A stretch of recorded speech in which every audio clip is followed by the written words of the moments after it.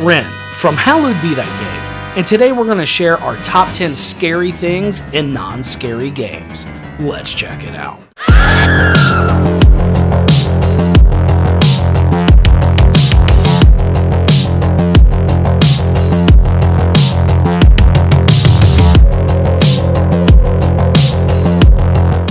Welcome back to another episode of Hallowed Be Thy Game, and I have once again summoned from the dark crypts of gaming itself, Danik. I have Rose from the dead. Oh, he's here.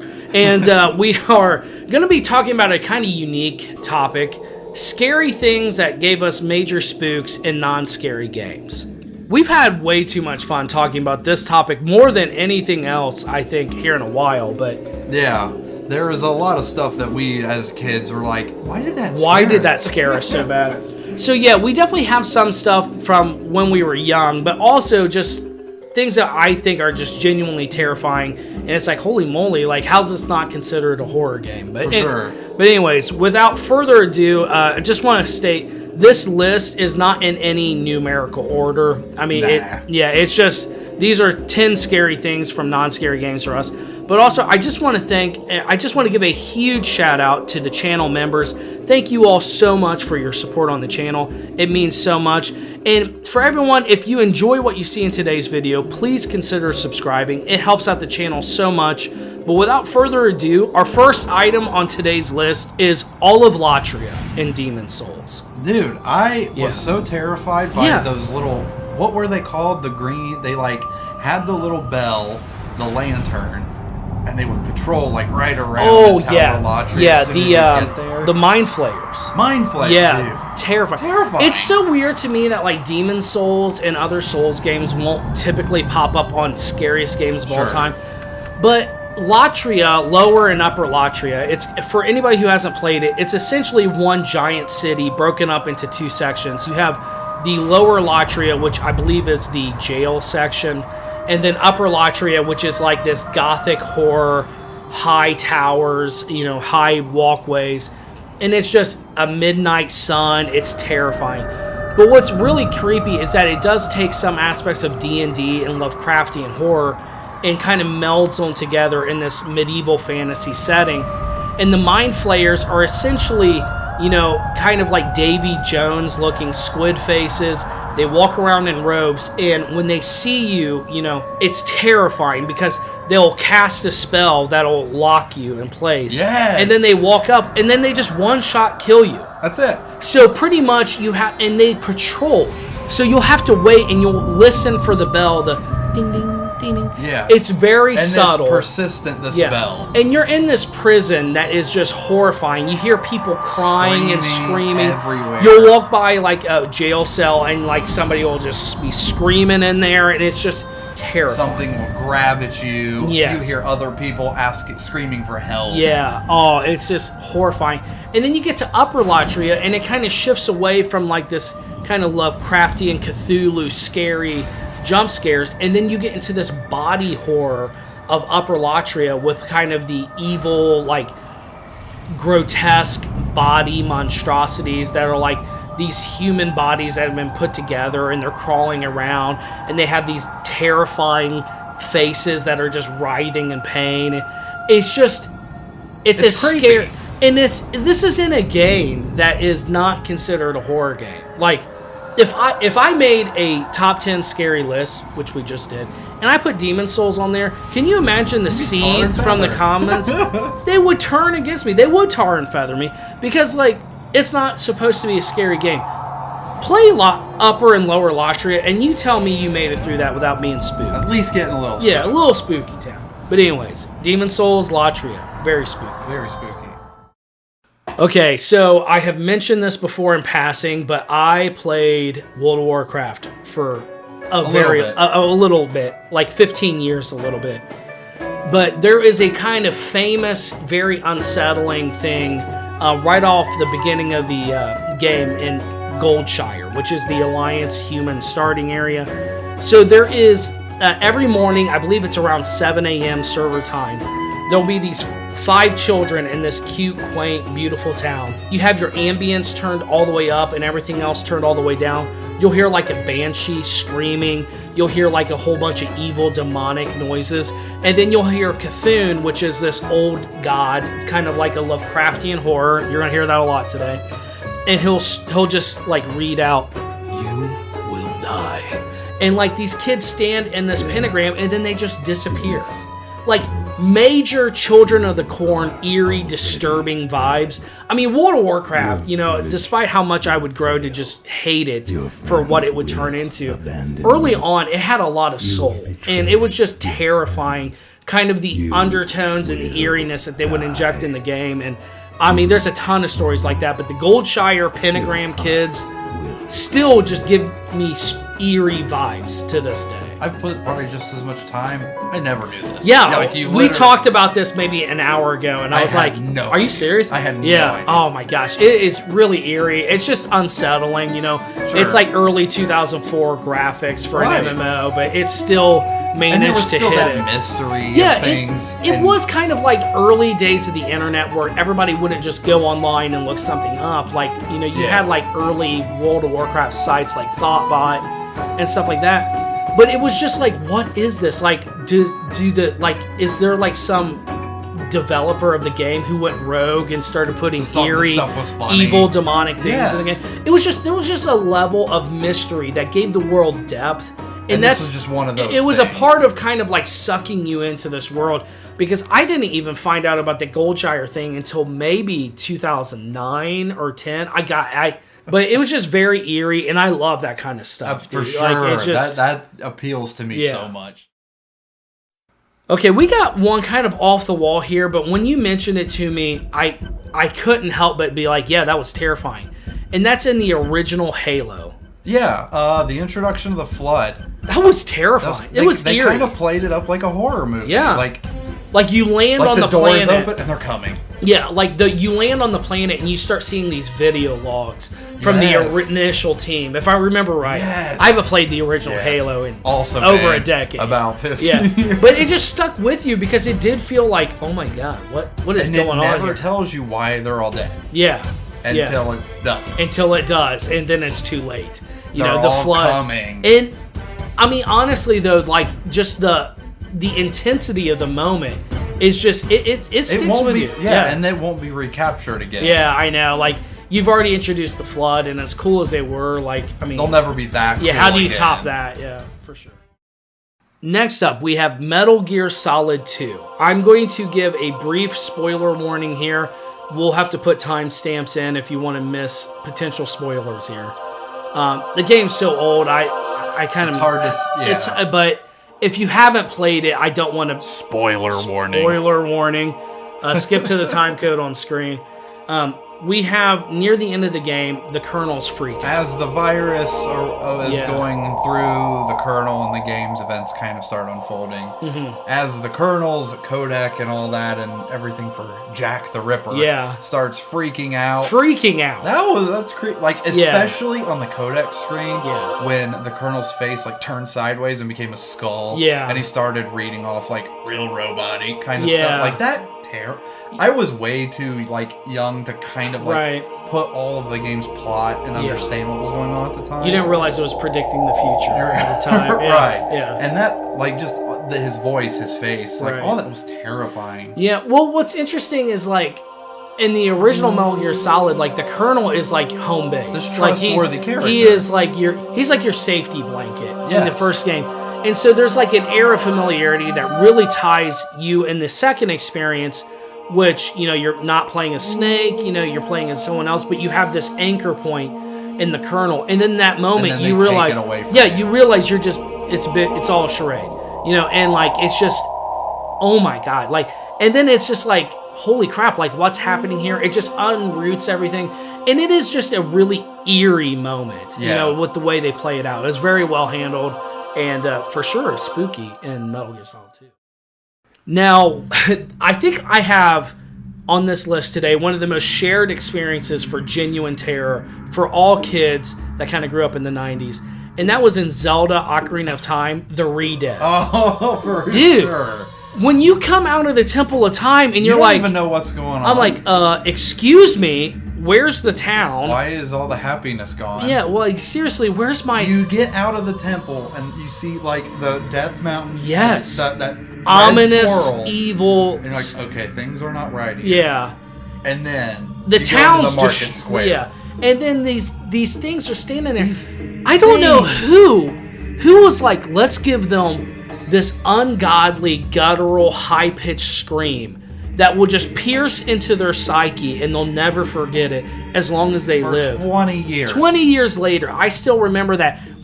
You know, and then you freeze in place. You know, and then they're so slow, but it doesn't matter how slow they are. Watching this inevitable, it's like horror being, and you're like this edge towards no Link. one. I mean, the 64 controller could take a beating because God knows I was like, please God, just move, you know. And then they hop on you, and then they start eating you. If I remember right, they bear hug you and start chomping down, start losing health, and it's just like, God, this is terrible. This isn't right. Okay, yeah, terrifying experience, and in one of the most beloved kid-friendly games of all time. You got Redeads in there and, like, you know, other things that'll probably show up on another list. Zelda, despite being one of the most kid-friendly experiences in all of gaming, has some of the most terrifying imagery ever. It's kind of impressive when you think about it, that some of the most, like, spooky things I do associate with Zelda. Right, yeah. And, like, the intro to Are You Afraid of the Dark still scares me to this day. Dude, it's the dilapidated boat, man, I swear. For me, it's the doll in the attic, like the creep. Yeah. Anyways, I digress. Now we have another kind of action shooter game here, Max Payne. Do you remember the nightmare sequences in Max Payne? Of course I do. Yeah, I mean, who wouldn't? I mean, they haunt my dreams. And like I said, like, now that I'm older and I'm a father, there is some things that take on new... Totally different. Yeah, and I don't think I could ever play Max Payne again as a result of this. I totally get it. Because it is so horrifying. You know, the fact that he is in a nightmare and he just can't wake up from it. And the screaming of the baby, the following the blood trail. It's so meta, it's so psychological, and it lasts too long. Like, I remember even as a kid, I was like, okay, this needs to stop. Yeah, you know, because the screaming continues, the horror, the terror of the moment. And this isn't an action game. Like, an action game. It just serves to move the plot forward, like you mentioned. Yeah. To show you that Max is not waking up from the nightmare. Yeah. This is what haunts him. Yeah, this is his reality now. Forever. Yeah. Like, and just like that inability to, like, get past that moment. It was just... It very well handled, extremely disturbing, and so disturbing in fact that I don't think I could play that. I mean, Max Payne is a very excellent, like, shooter game. I haven't played it since the Xbox, but it was still a great game. And it's got a moment like that does not leave you. It's just too unsettling for me, and I don't want to deal with that. Okay, number 4, we're going to probably... Nintendo is on this list more than I realized. But Super Mario 64, the eel. Mortifying. Dude, like Dire Docks has one of my favorite just musical pieces in the game. You're just this big, vast water. You're new to Super Mario. It's in 3D. Right. Now we're in the water stage. Yay. You're swimming around collecting coins.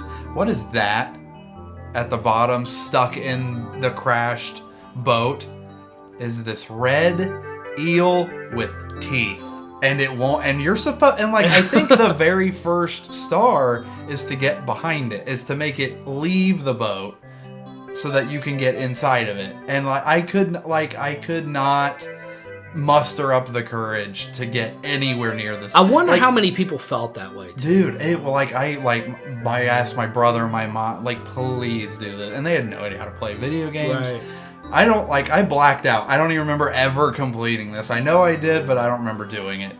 There was just something about, even to this day, Mario 64 has, like, weirdly uneasy things about it. I think that's why there's so many creepy pastas about it, because it did have a lot. It did have a lot. Like, the piano is a big one that pops up a lot. The L is real stuff. Yeah. It's gotten this weird, like... There's some deep-seated psychological trauma going on there. Yeah. What do you call the like iceberg stuff? Yeah, like the Mario stuff. 64 stuff gets kind of nuts. Yeah, it gets out there. And to your point, I think that is proof that Mario 64, not necessarily the eel, but that game creeped people out. Yeah. At least back in 1996, 7 could have been. I find early 3D creepy in a way. Right. But Mario 64 and the eel was the first thing that just, like, that was Resident Evil level scary for me. Really? I'm still terrified underwater. Right. Coming up, we have one from deep in your childhood here, and it's Clue. Yeah, like Milton Bradley board game. Yeah. Clue. Okay, so this is actually kind of two games. Like my sister, again, like my family weren't, like they kind of played games, they'd rent some, but it was always board games or game shows, things like that. Ew. Yeah, what do you do? So my sister had gotten Clue for Super Nintendo and blah, blah, blah, blah, blah. All of the Clue games I've played, and the other one I'll mention a little bit, is that they kind of reenact, as you do, or if you're familiar with how Clue works, the board game, you gather pieces and you figure out who done it, with what, where at, right? So whenever you make the gameplay accusations and try to solve the mystery, the game would actually act out what accusation you made. And for the most part, this is all fine and dandy. Like Mr. Green, it shows him grabbing like a pipe off of a shelf, whatever. Right. Until you make an accusation with a gun. And it played this, I sincerely remember hiding under my bed over the music that would play when Miss Scarlet would grab the gun and shoot the guy's name that runs that's the owner of the mansion. But just that sound was so terrifying to me, like ear piercing, and like this woman, like I'm not a child, but this woman's gonna kill someone. You know. So then years later, on PC, probably when I was like 12 or 13, Hasbro had put out like Battleship, Clue, like a whole bunch of board games, right? And Clue, Murder at Body Mansion was the PC one. And every accusation in that game had a CG render of the murder happening. Good Lord. Yeah, and all of them were unique depending on the character and weapon. Wow. And Mr. Green with the rope, it would have then all of the murders took place like in first person, that you were the one being killed. Oh god. Okay. And like Mr. Green would have the camera like looking directly at his face, and you would launch up in the air because he had hung you. Oh my god. And that was terrible. Dude. And again, like me mentioning the early 3D is kind of eerie. This game is a perfect example, like Mr. White or Mrs. White's like dead eyes when she's killing you with a pipe. It's just creepy. Well, I've heard stories to where like... Rated E for everyone, by the way. Yeah, well, what's interesting is like, I think it might be partly because as a kid, you can recognize that it's human, but since it's early CG, it's before motion capture, so they're not moving like humans. So like there is a sense of unease that might hit in a deeper I don't know. I'm thinking about this too much, but yeah, I agree. There is something off-putting about early CG that totally is disturbing for kids, I think. So. And just the Clue, man. Yeah, it's Clue. I had no clue. Now, next up was one I think we both share a deep-seated fear of. In Zelda: A Link to the Past, the cave theme music that would play the dun dun dun. Oh my god. I don't know what it was about that. And we were talking, there's never anything terrifying in a cave except that it's dark and you have like your light source and you'll come across bats and snakes. There's never anything. And I think that's about it. But and the music, it just terrifying. Like even more so than the Oddworld section. Now there was a few like really eerie things, like there's a demon that's floating around and his head will spin, and you've even pointed out the guy kicking the little ball around. Yeah. And I mean, there's some eerie things, but for some reason that cave theme, it unsettled me. Has stuck with me. Yeah. For God knows how long. I remember I was so spooked. And we had rented the game. I was like, can we take it back? Like early. Like I wanted it out of the house. It scared me so bad. And Dad was like, sure. Like Dad was like, okay, all right. Like he's like, okay, bud. But like I don't know what it was about that cave thing, but it got under my skin. I heard it in my nightmares. Yeah, dude. Well, 100%. I would play with the TV remote next to me. Yeah. and before I would walk into a cave, I would lower the volume. I mean, we're both self-proclaimed scaredy cats, but is there a song or something from a kid's game that got in your head as a kid? Something. Yeah, please let us know. I mean, maybe I need coke. It's just us. Yeah, it's the copium desire is high here. I actually saved a pretty spooky one, and that is the Winter Lantern from Bloodborne. I do consider Bloodborne to be a horror game, but I think the general consensus is it's not. But the Winter Lantern is this like eerie amalgamation. It's this essentially a tall, thin woman in a red dress. I'll leave it at that. But she has this giant evil squid monstrosity that hovers on their head. And the mechanic of the thing is if you are in line of sight of it, you start building up a madness meter. When your madness reaches max, you take about it can one-shot you. We'll just leave it at that. You can build up resistances to it, but it's always going to hurt really bad if it hits you. The eerie part is that, yeah, you have a lot of high stakes when you see it and you got to kill it or run away from it, but it will hum this song. And it just is, the sound design is very the sound design for this is very imposing. It gets in your ear if you're playing with headphones. If it does feel like someone is humming in your head and they're completely mad. And it always happens in these dark, eerie caves far away from humanity or on the outskirts of some forgotten castle. Because you don't just meet them in one area. You meet like one Winter Lantern randomly. And it will be at the worst possible time to find one. And they're just very disturbing, and they've stayed with me. And honestly, the thought of replaying Bloodborne, they scare me the most, and the giant whale things that you'll find in the DLC just absolutely terrify me. But Winter Lanterns. I only ever remembered like the madness meter building, Yeah. but I never knew what caused it. Yeah. I never found that out. Yeah, they're really disturbing. Bloodborne's got a lot of terrifying stuff in it. Bloodborne is just so unsettling. Yeah, and the last thing we have on today's list, I'm going to go ahead and say is one of the most disturbing things in any children's game ever made, and it's the moon from Majora's Mask. Like, everyone's got to agree with that, right? Existential dread, embodied... Impending doom. Impending doom. Like, just literally the sky is falling at you the entire game. Yeah, I mean, I would say the biggest knock against Majora's Mask design is the timer. Everybody says, you know, I really want to play it, but the timer is stressful.